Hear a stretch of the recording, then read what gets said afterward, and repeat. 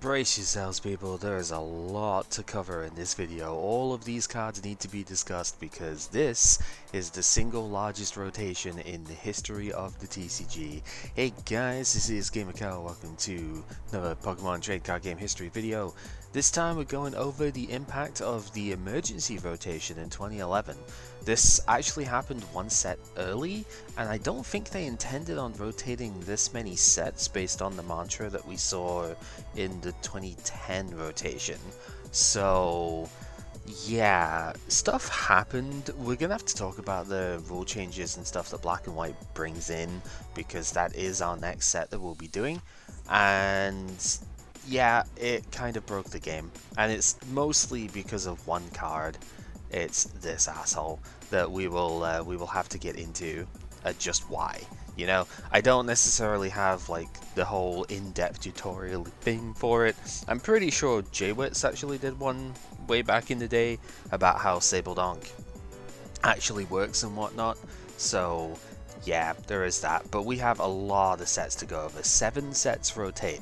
They go to Heart Gold, Soul Silver on in this one. They were planning on only rotating 4 sets each season, right? Because that's how many come out. But nah, they just decided, okay, we're just going straight for HDSS now then. And that's going to make a much smaller card pool as well, actually. I don't know exactly what we're going to play for some of it. Because, yeah, I don't know. Some of the decks are kind of limited, we shall say. So yeah, just a quick massive overview of the sets, what's causing the route to be so slow, I guess, in terms of stuff here. But we have our Majestic Dawn, we have Legends Awakened, which is a really big one for one particular card over here. We have our Stormfront set, still one of the best sets of all time in terms of card quality when it came out. Absolutely amazing set. There's quite a bit to talk about from there. We have Platinum. We have our Rising Rival set here. These are where the SP cards started coming in, so of course all of that's rotating. We have Supreme Victors, and we have Arceus as the set to get rid of. So yeah, hundreds of cards. Like, each of these sets is at least 100. Some of them, like this, is about 145 or so. This one's also really big. So lots and lots of stuff that's going. But of course not everything is relevant. I've sort of tried to break this down into, wow, this is like your other set, and then trainers and whatnot down the bottom, but also just the most impactful things, because I think it's worth talking about these first, given how immense the card pool is for stuff here. So let's go over what I think is the most impactful misses that we will have here. There's over 30 of them. That should give you some indication of how big a rotation this is. The entire SP engine, of course, is rotating, so a lot of this does get taken up by that.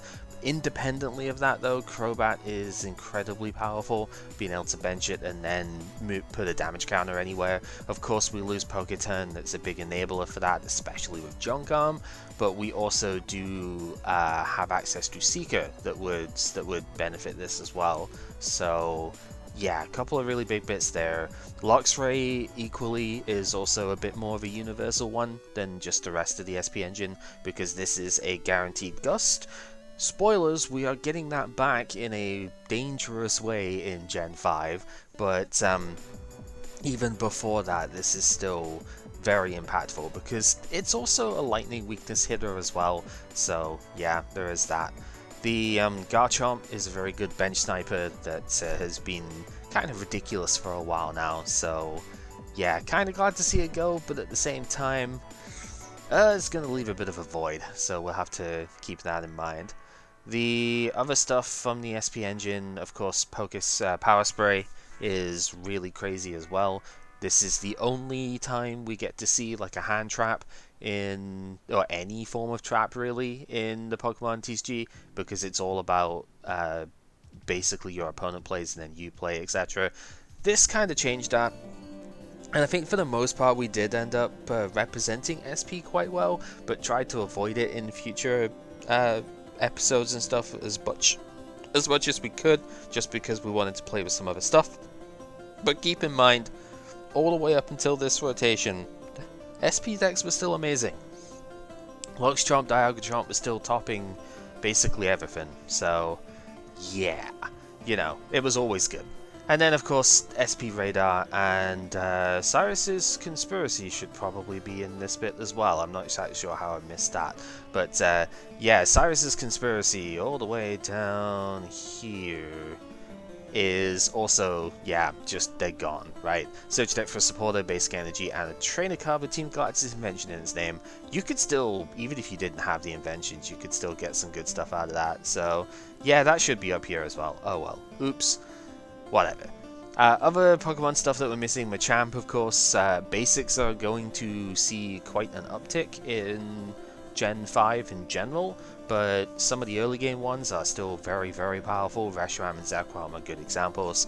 Takeout would have been an excellent attack to have for them. We just haven't really wanted to play this. It's not that it's been out of the metagame.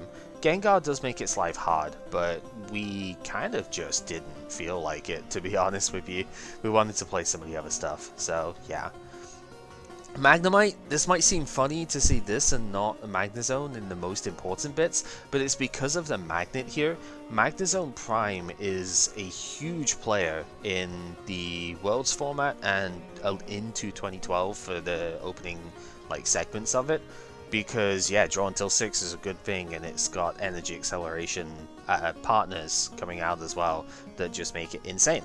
So yeah, losing the free retreat Magnemite is actually a much bigger deal than it sounds. So yeah, keep this one in mind. Likewise, Ghastly, Gengar Prime could still be usable, to be honest, and Pitch Dark is an insanely good attack, being able to prevent the opponent from playing item cards next turn, so yeah. Gengar from Stormfront, both Gengars honestly probably should be here, but this is the more impactful one for us. This has got to be one of the most unfun cards in history, to be honest. Fainting Spell is insane. This does come up a couple of other times, but the cards are never this powerful in their era, so yeah, nobody really cares. Shadow Rune, being able to do 6 damage counters to a card with a Poke Power is really strong, and Poltergeist, if you use it with item locks such as the Vileplume, that we just do not want to show that deck, if we're being honest with you. Look at the opponent's hand, they do 30 damage times number of trainer, supporter, and stadium cards in there. You start them playing trainer cards, then you've seen how item focused a lot of decks can be. Yeah, that gets really bad. Gyarados, if for no other reason than the fact that it can do 90 for 0, or with Mew now, because you can have all 4 Magikarp in the discard pile and still use Tail Revenge, you can do 120 for 0 with Mew, the Mew Prime specifically. So yeah, still a very powerful deck even now, and yeah, it's going to be missed. Blaziken FB level X I don't think was strictly an SP card, although obviously it could help with that. Burning Spirit could do work with the Magmortar stuff that I was using before, and yeah, Jet Shoe is just really powerful for the low energy cost here. So yeah, all level X's I should say do rotate as well, so I guess if you really wanted one, then you know, you're not gonna have it anymore. Too bad. This guy, oh god, we have not done Sabeldonk or even Sabelock. I've experimented with Sabelock on my own, and I just don't like it, to be honest. It's suppression in a weird way, I guess. I don't know, it's because it's SP as well, it's just annoying.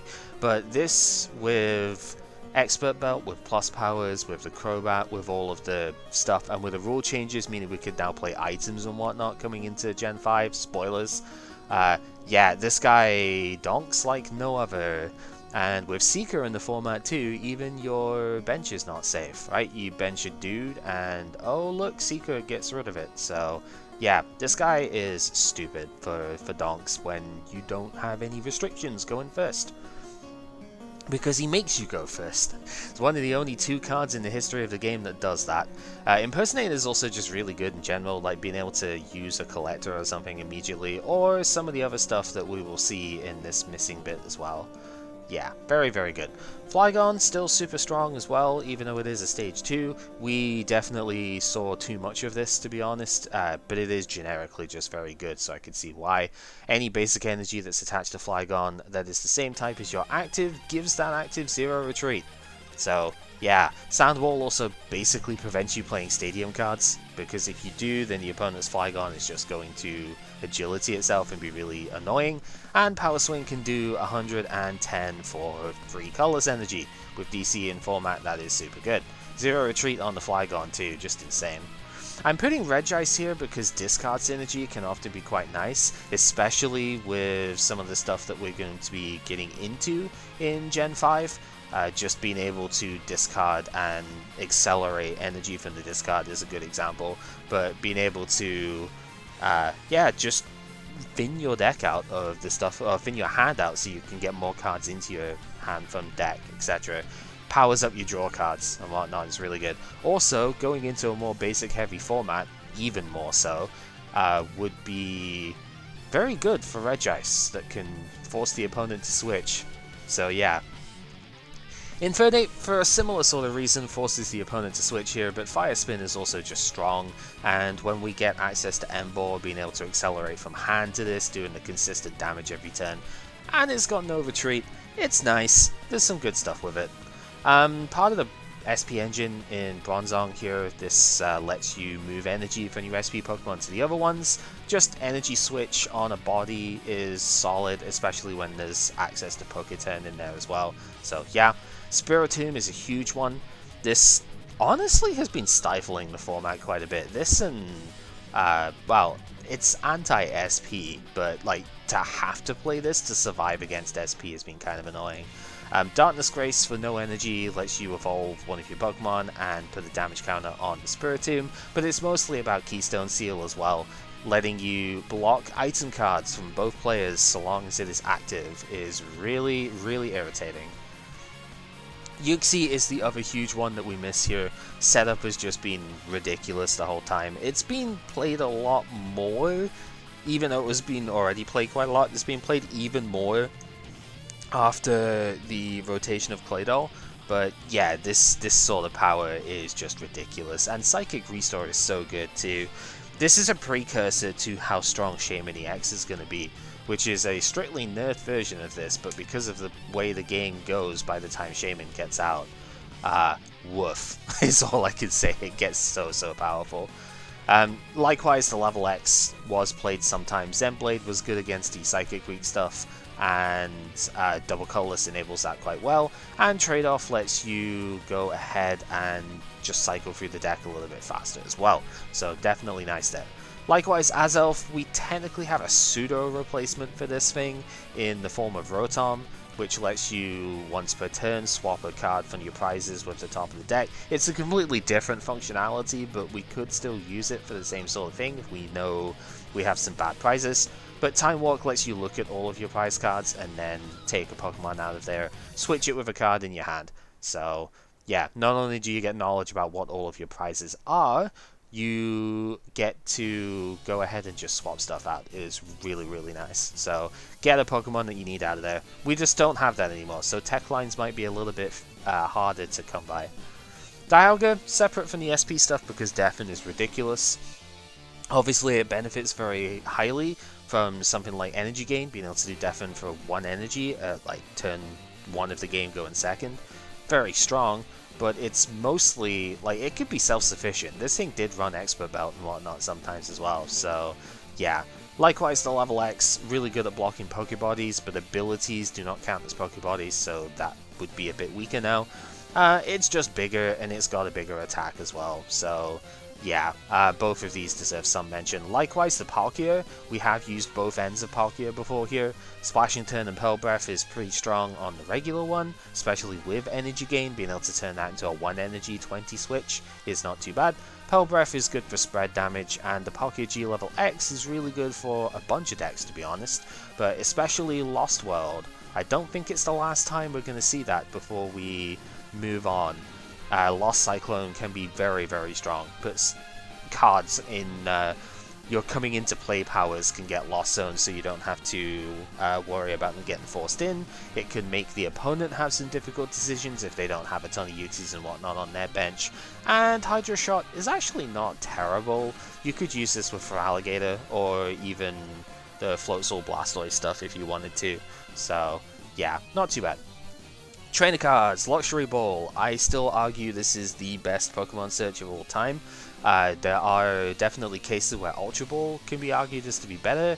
It maybe is, it's like generally, because the discard can be good, but Ultra Ball you can't play if you just draw it as the top deck. And Luxury Ball being able to search Yuxi as the only card when you top deck it and just go, I'm draw 7 now, is really, really strong. It does restrict it from level X's, so it can be limited in some decks that play multiples of those and rely on them, but of course Heart Gold Soul Silver hasn't had that issue, so yeah, excellent card. Pokemon Rescue being an item that gives you a Pokemon back from the discard is very powerful. We do have Revive coming, which can put a basic from your discard onto the bench, but there are many situations where having it in hand is just much better, so yeah, it will be missed. We've already gone over the inventions, so there's that. VS Seeker going is a crying shame, because I feel like this only just hit its massive turning point because of Junk Arm, and losing that is gonna hurt. We're going to have to change the way that our supporter lineup goes now. So yeah, unfortunate. Warp Point also goes. This comes back in 2013 under the item Escape Rope and has been most of the time in the format ever since. There have been some formats where it's not involved. But yeah, this is disappearing for a while. Interesting card effect, but we're going to have Pokemon Catcher, again, spoilers, in a couple of sets time that will replace the gusting or the disruption side of this, so yeah. Baby Search is not bad. I mean, it has been kind of phasing out a little bit in our decks here, but it's still very powerful, being able to take Pokemon from the deck just with only costing a discard. If you notice, we have, it's not even a discard, let's put it back into the deck. If you notice, we've lost like 2 big generic Pokemon searches here. PCOM stocks are going to be going even higher through the roof at this point. If you don't play a ton of it, you are a fool. Palmer's contribution, we do technically have Flower Shop Lady, but it is much more limited in terms of how good it actually is. Flower Shop Lady can get 6 cards, but it has to be 3 Pokemon and 3 basic energy. This gets up to 5 in any combination, so there's so many advantages this has, right? You don't have to get a full 5, you only get as many as you want in your deck. You can take 5 energy or 5 Pokemon if you want to. Yeah, so many good stuff, good bits this can do, which the other cannot, so a little unfortunate there.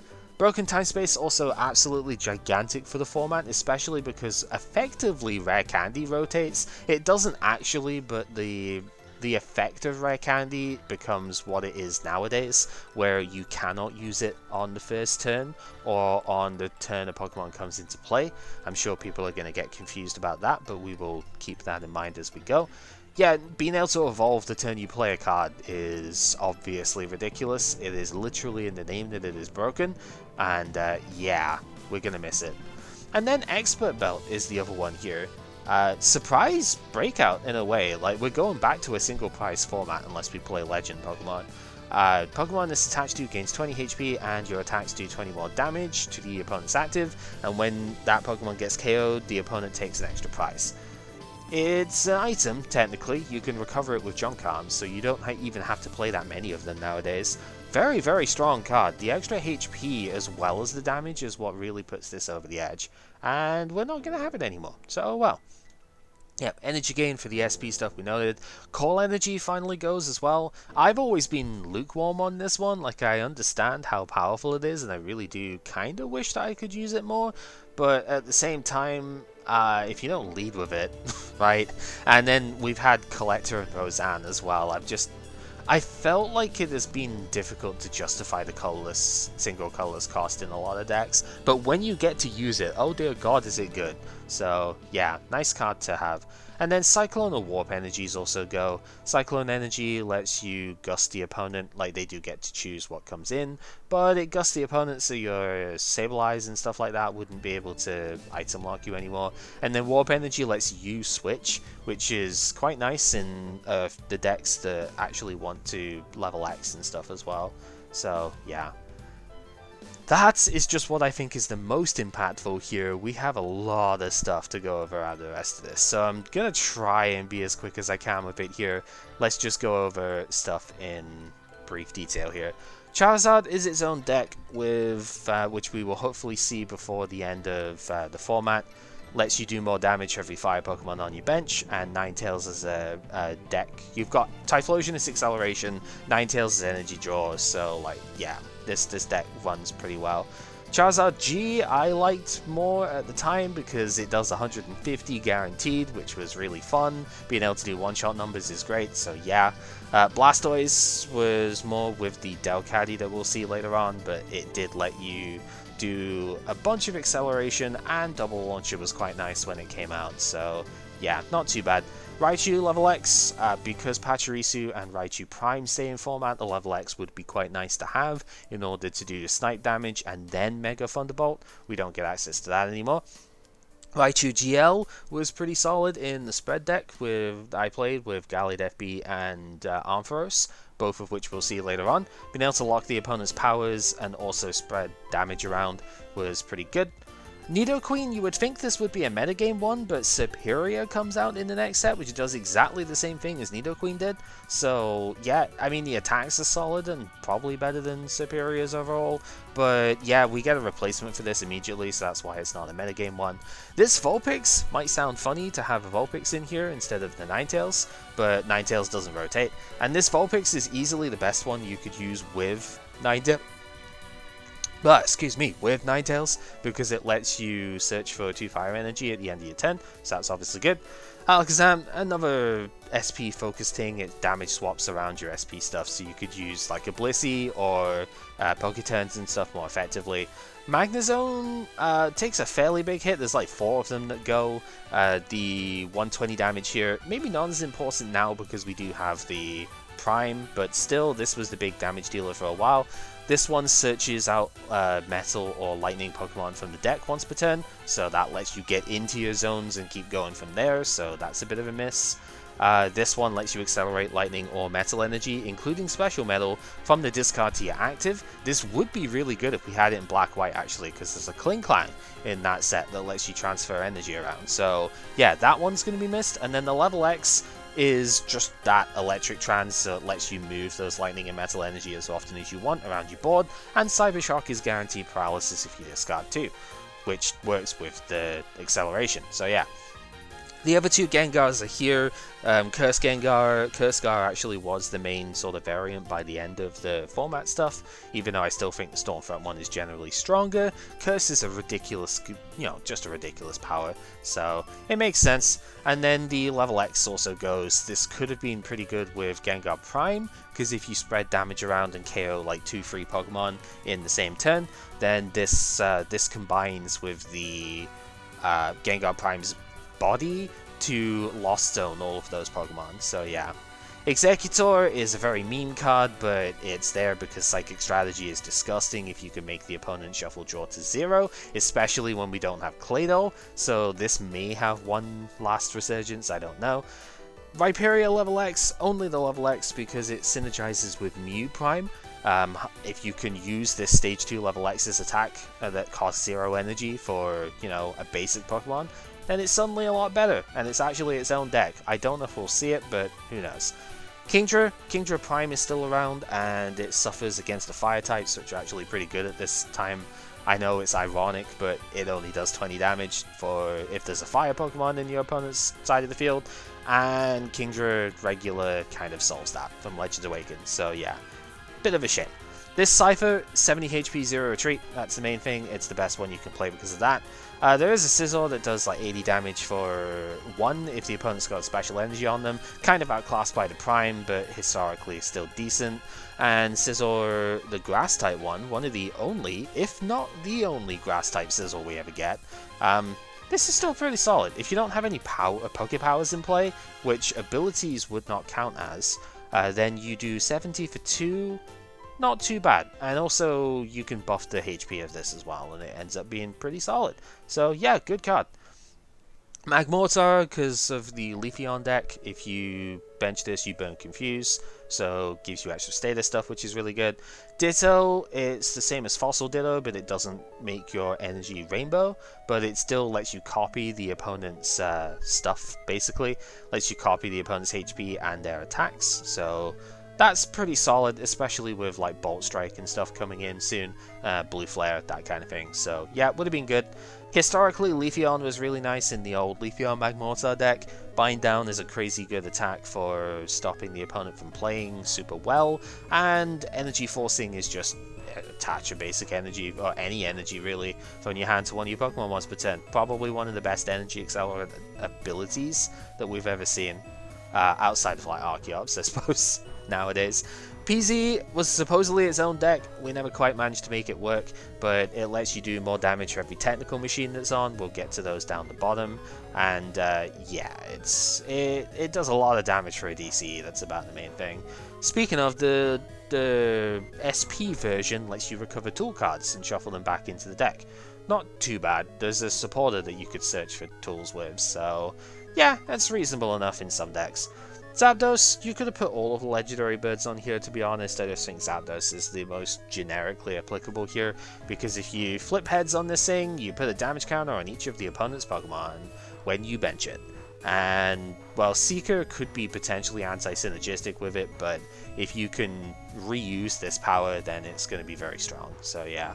Dragonite FB was specifically against other SP cards, but it did see play. Double Colorless and an Energy Gain lets you do 80 damage to any SP Pokemon. That KOs a lot of the the non-level X's, so yeah.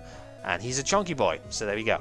Mewtwo and Mewtwo level X, both of these are very good for blocking non-evolved Pokemon from doing damage, which has been relevant sometimes, and would be more relevant with Reshiram and Zekrom and stuff are out. So, very good against Zekrom decks, actually. Then we have our Ampharos. Damage Bind is the main bit here. If you have a damage counter on, then you can't use your Poke Power. This was better when Claydol was a thing, to be fair, but could still be very good against the right type of deck even now.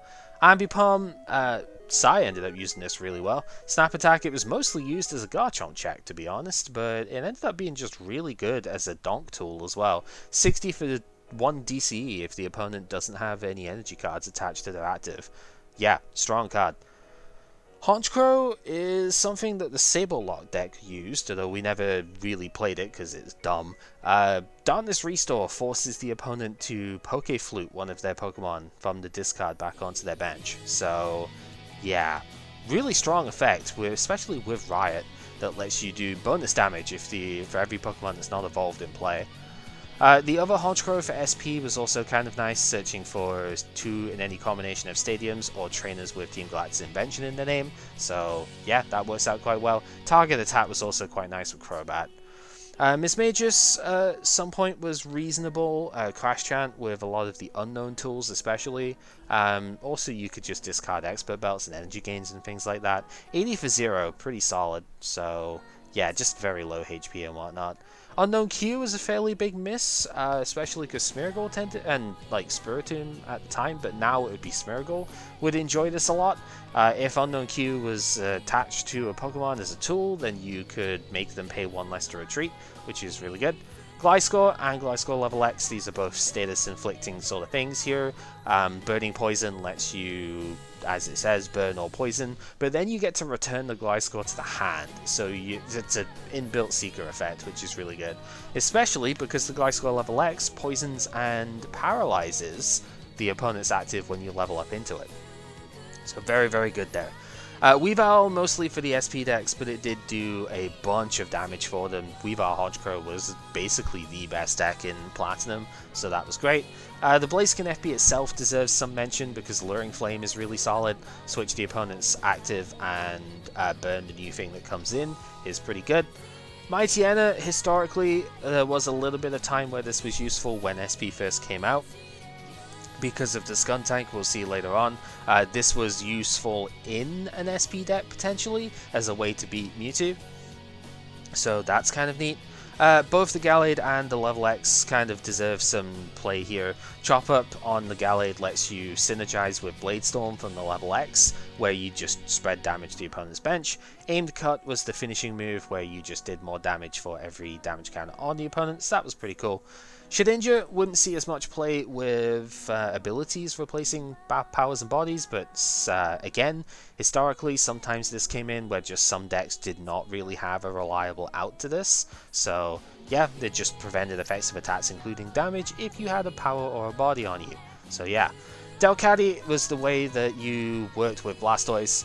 It let you stack your top of your deck with energy cards, and also works with the Viperia too, where you stack the top of your deck with energy cards and then discard them with the effects of like Blastoise or Viperia, and accelerate or do damage depending. We lose both forms of damage blocking, which is kind of interesting by this Manectric disappearing, but we also lose a lot of our bench damage tools, so for now it's probably not that big of a deal, but Manectric was really solid against spread decks if you did have an issue against them, so there's that. Roserade, you poisoned the opponent and stopped them retreating, so even though we never quite managed to get it to work, it was still very, very solid in some control-based SP decks, so there's that. Flygon level X, a little bit more historic now than it used to be, because we don't have Memory Berry anymore, so we can't use like Sand Tomb and whatnot. It's not even that, it's more that the Sand Tomb one rotated in 2010 of the Trapinches, so we can't do the mill deck with this now, but it's still pretty solid as a hit and run target, so there is that. Shuppet Donk was potentially a thing as well that we just never wanted to play. Fade Out lets you just do 30 for 1, and it puts the Shuppet back into the deck. Not even the deck, it puts it into your hand. It's much better than that. So if you use plus powers when they attached to the Shuppet, they went back to hand. So very strong stuff there. A bunch of Dusknoir go.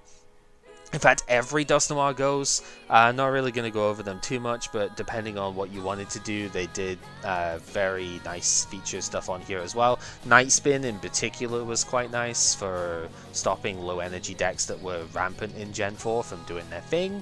And the level X as a stadium let you put damage counters on the opponent's Pokemon every turn, so you had to be really careful around that. The other two Regis deserve some mention here as well, especially Regirock that could let you accelerate fighting energy into play. This with Stark Mountain that also rotates was a nice combo to just power up fighting type Pokemon. Kyogre and Groudon here both had a zero energy attack that could accelerate basic energy of their type to the board, which is pretty okay. Rayquaza potentially sometimes happened with its ability to potentially accelerate basic fire or lightning energy into play. It was never that impressive, but I think it was like one Luxape deck that used it in in Rising Rivals format that used it as a finishing move. So there's that. Jirachi, the only reason this never actually saw play is because you couldn't play supporters on the first turn. Honestly, this card reads like it's absolutely busted, and it honestly should be, but the fact that you can't play supporters going first under Gen 4 rules really hampered it a lot, because it made it just such a bad lead. However, with the advent of twins and whatnot here, this could have seen a ton of play if it stayed in format for Gen 5, so a bit of a shame to lose that. Turtwig was a dumb meme deck. I tried to make it work, it didn't really work for me, but yeah, it does damage, it does healing, it doesn't afraid of anything. Torterra does not evolve from Turtwig GL, but its Sunshine Song is still incredible too, letting you evolve as many of your grass Pokemon and play as you like from the deck. Ridiculous stuff, just so cool. Infernape, historical reference really, I don't think it was ever that good, but Mega Bravo was still very nice alongside Heatran level X when that came out, so that was cool, being able to do a bunch of damage, discard the energy, and then get them straight back so you could just keep going. Hard to stop once it actually set up, so, and Mark Punch is a nice basic move. Infernape, the regular one, also deserves an honorable mention here because Split Bomb is probably the attack you're clicking the most on this thing. Just being able to do some spread damage in an SP deck was pretty good. We've seen Sai use that a couple of times recently, so yeah. Empoleon was very, very strong in the 2009 World Championship, right? Well, the one where Majestic Dawn first came out. Was that 2009 or 2008? I don't even remember anymore. It's been so long since we've been doing this. I think it was 2008, right? Dual Splash was very strong alongside the Bronzong that we will look at here as well, where if it's active, then you put the damage counter on each of the opponent's Pokemon with powers between turns, but also for no energy, just puts damage counters on the opponent's Pokemon that are already damaged. So yeah, really, really strong. It was super, super good in Worlds. Very good against Guardy, actually, which was a lot of people considered the best deck of that format. I still disagree, but you know. Staraptor never really saw its time in the limelight, unfortunately. I think because it's weak to Luxray, that really hurts. But it lets you search your deck for a supporter card once per turn, so that's really solid. Yeah, just the fact if it's a level X, it can be a bit hard to get out sometimes, I guess. Combi seems really weird to note this one. I guess it's not that important now that we're basically going to have Revive that can do the same thing, but the Honey was used in the Gyarados decks to recover a Magikarp, so it's there. Floatzel GL, a little bit outclassed in some ways by Rescue Energy at this point, but it does at least give you all of the energy back as well, so that's kind of neat. Yeah, Water Pokemon do quite like this effect, so that's cool. Both Cherims, one to increase your damage, one to reduce damage that you take. Both of those are going. A little bit sad. Oh well. Drifblim Shadow Ball is interesting because it lets you hit for weakness on the bench. Something that very, very rarely happens. We'll see this in Plasma Freeze on Plasma Espeon though. So the effect doesn't completely go away. Skuntank, its poison structure lets you poison both actives if you have a stadium card in play. So this was another thing that occasionally saw some pretty good use in a few decks. Most of them using the Toxicroak down here, where Deep Poison does much more damage if the opponent is poisoned. So that works out quite well. But I used it with the Leafeon as well to increase damage from status conditions. So yeah, because it just applied a third one. It's pretty good. The other Bronzong is an interesting card, and we never actually played it, and I don't ever remember seeing a deck that did play it in terms of archive stuff. But Cycler is effectively like a double energy search by putting a card from your hand on top of the deck, which is really good. So that could have seen play for sure. Chatot was a really, really, really good lead for a while. Lets you, for no energy, match the opponent's hand size as a shuffle draw, just copycat. And Chatter was actually pretty good too. Double colorless energy, stop the opponent's Spiritomb retreating, is quite funny. So yeah.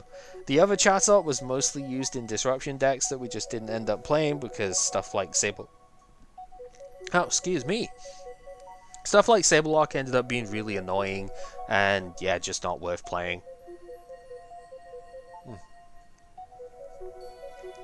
Should probably take a drink once in a while. Yeah, so Chatot G doesn't actually do what you want it to do for basic decks, but for, you know, disruption-focused Sableye, Cyrus's Conspiracy, Initiative even, that kind of thing, maybe even the Executor deck if you really wanted it to, it could be pretty strong. Search and Escape would be nice if it didn't auto-shuffle the Chatot back into the deck, right? Zero energy search your deck for a trainer card is good, especially now that we have more powerful trainers in play, but yeah, it's just, the shuffle back is very scary at the moment. Garchomp from, what was this, Supreme Victors? Yeah. This one is kind of nice. Like, Guardclaw is pretty solid with the Expert Belt and Double Colorless. Speed Impact does a lot of damage to the low energy commitment decks, so that's quite nice. And Dragon Intimidation synergizes with that by forcing the opponent to put an energy card from their attacker back into the hand. So, yeah, it's a solid overall card, but we did play it when Heart Gold Soul Silver Fist came out, so that's why we've not seen it again yet. Equally, the level X is intriguing. Restore for no energy can take any Pokemon from your discard pile, put it onto the bench as a basic, and then take basic energy from the discard pile to that Pokemon. This could be nice for like Magnezone or something, but it's a stage 2 level X, so it's incredibly hard to get into play, and yeah, that's the real disadvantage, to be honest. The Dragon Pulse ability is actually pretty good too though, so not too bad of a card. Lucario, historical reference on this one, mostly because ×2 weakness has been standard and will continue to be standard for the rest of the game now, so this wouldn't matter going forward, but in the previous formats in Gen 4 itself, applying weaknesses ×2 was very critical, so yep, that's not too bad. Hippowdon and the level X actually, we used this and it was really solid. Like, it seems just like a worse Chansey from Mysterious Treasures at first, until you read Groundquake. And yeah, that made a massive difference in the end. This card was very cool. kind of past its time at this point, so historical thing, but whatever. Sad Reset, also very solid on the level X though. It's kind of Fiber Jar basically in Yu-Gi-Oh! Where you just make it so that everything that's on the board pretty much goes back into the deck. That all cards in play that aren't Pokemon and supporter cards. So all the tools go back, all of the energy go back, the stadium card in play goes back. Yeah, literally just reset the whole board. This Toxicroak actually could still see play if it was legal, because Zekrom is pretty good and is weak to fighting going into Black and White 1, and also this is quite solid against Magnezone. So yeah, SP decks tended to use this against Luxray, to be honest, but even so, very, very solid. Luminion is kind of an interesting card. It makes it so that if the opponent's got a basic in their hand, you force it into play and switch it with their current active. So this was actually played in a Rogue Machamp deck, where the Luminion forced the opponent to bench a Pokemon from their hand that was a basic, put it into the active, zero retreated to Machamp, and Machamp just took it out for a prize card. You often didn't even have to worry so much about what they had in play, so that was kind of fun. A Bomb Snow, I respect it even though I don't like it personally. It does 20 damage to each of the opponent's bench that's not a grass or a water Pokemon, 20 to their active, and reduces damage you take too, so it's anti-spread as well as being a spread option. So that's cool. I liked the Rotom back when it first came out. 0 energy, accelerate 2 basic energy from your discard pile to one of your Pokemon. That's just good economy, to be honest with you. So yeah, that was neat. And then the other Pixies kind of go as well, but we've already talked about the other two, so let's just talk about Mesprit. Mesprit wouldn't see as much play if it was still legal going forward, because Poke Powers are not going to be quite as prominent when abilities sort of take over, right? So it's not as insane because they don't translate super well. But even so, it's still solid, and Extra Sensory is not that weak of an attack at this point either if you can charge it up. So yeah. The level X was used alongside the Azelf and Uxie level X's that we have around, as well as its own deck type. Supreme Blast lets you do 200 by discarding all the energy on it for just 2 Psychic Energy, but you have to have both other Pixie level X's in play as well. I would almost consider trying this one last time, but I think it's just a little bit too fragile for how hard it is to get out. So yeah, bit of a shame. Azelf level X though gave you Psychic Pokemon no weakness. That was actually quite solid. Good in, I think it was necessary in the God of War decks in the end so that you didn't get killed by Gengar immediately. So yeah. We have Dialga over here as well. Reverse Time lets you collect Pokemon and basic energy from your discard pile to the top of the deck, where they could be drawn very easily with like, Engineer's Adjustments or something like that, right? Or even just a Ninetales Rose Reveal. So that's pretty good. And then the level X, we did try and play the Game Over deck. Unfortunately, it really just didn't play very well into the matchup and whatnot. That was a shame. It just bricked as well, but hey. Every deck can brick sometimes, so yeah. But this guy is pretty funny if it actually works out. Being able to skip the opponent's turn is kind of crazy. Regigigas rotates, could still be decent, I guess. It's probably a little bit too costly by this time in the game. But, you know, Dragoff is still a good attack. Recover Mechanism could potentially be fine, because then that would let you sacrifice and get more healing done. And the Giga Blaster is still a strong attack for sure, getting rid of cards in the opponent's hand and the top of their deck, as well as doing a bunch of damage. And this guy's HP is still Goliath. 140 is what we're expecting on a lot of guys now, so this is still a really big dude that can heal himself and plays into twins because it takes its own KOs. It's nice. Shaman level X was always very hard to play, but giving yourself plus 40 HP on the grass types is still solid, so, you know, that's always a thing. And then pretty much the entire Arceus deck was fun. You had 6 reasonable Arceus types down here, plus the fighting type one, I suppose. Yeah, you got like 7 of the 9 types are pretty solid. Not really going to go too much in depth into them because I did play a solid game with this before, but the idea is that you have the colorless one if you can play all different types of Arceus into play, like 6 different types. You get basic energies onto each of them from the deck, which is solid, and the copying effect of Arceus level X lets you play whichever attack is best in the situation whilst keeping the type of the one that you leveled up from. So you can play weakness without having to use the effects, without having to use like the lower HP forms here.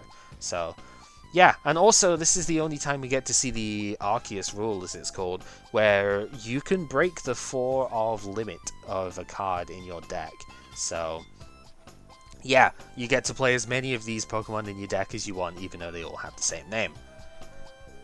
Then we get to the trainers that are mostly honorable mentions here. A lot of Ball Search goes here. We've got Dusk Ball to look at the bottom 7. Great Ball, I think, does rotate. It comes back in Great Encounters. No, Great Encounters is the other one. Emerging Powers, the second black and white set. But it comes back with a new effect that is basically just Master Ball from before.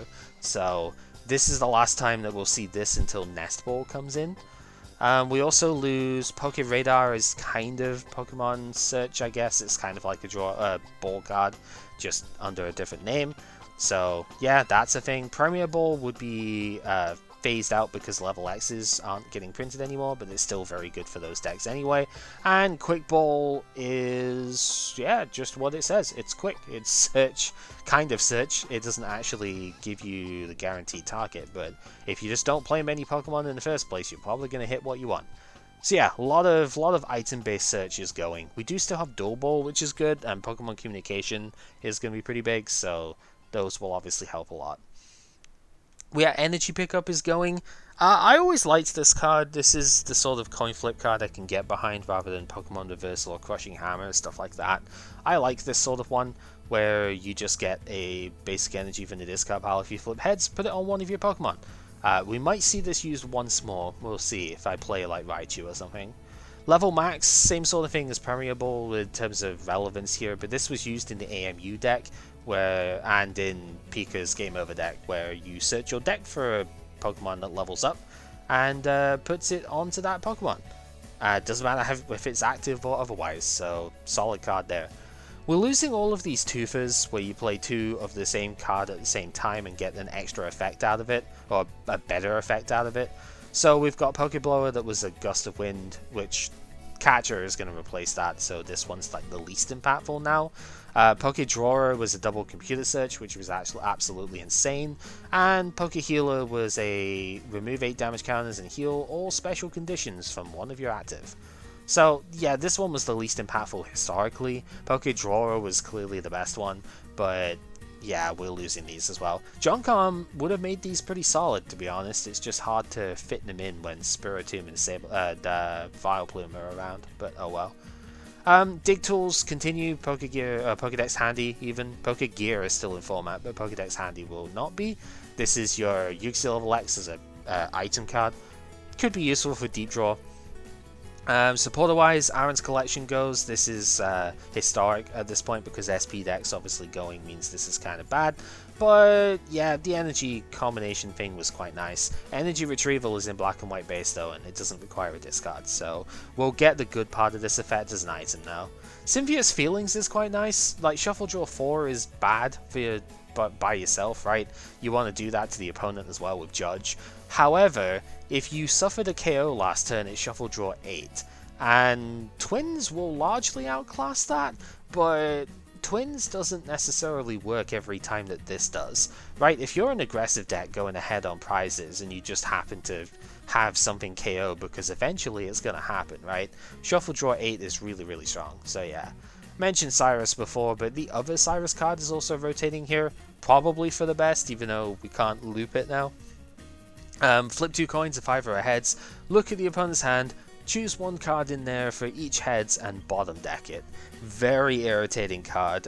We just about lost when the Arceus deck into Pepper and what was it, Tyranitar straight away because he just Cyrused me for 2 heads in the opening turn, just like, dude, come on. Hand knowledge in general is going away though, because like Looker's investigation is also disappearing. So yeah, look at the opponent's hand, and then one of you shuffle draws 5. Judge tends to outclass this on the disruption front, but the hand knowledge is quite nice. So a bit of a shame we lose that, I guess. Lucian's assignment was a one-of in like the 2010 God of War decks for some reason. Moves many energy attached to one of your Pokemon as you like to another one. Sure, I guess. VS Seeker could potentially make it decent, but I never liked it. Underground Expedition, we basically lose all of the bottom decking cards here, so all of the stuff that could manipulate that we lose. This isn't super good, it never saw as much play as I would like, but yeah. I guess you just don't look very deep into the deck, so it's not that impressive. Faulkner, we will get Bianca in Great Emerging Powers, I think, that will replace this. Maybe it's in the first set, I don't actually remember. But yeah, Faulkner being able to discard a card and then draw until 6 was pretty solid. Nowadays, I guess Junk Arm kind of replaces the discard requirement bit for this, so it's not as impactful. But draw until 6 is still good, so kind of a shame to lose that.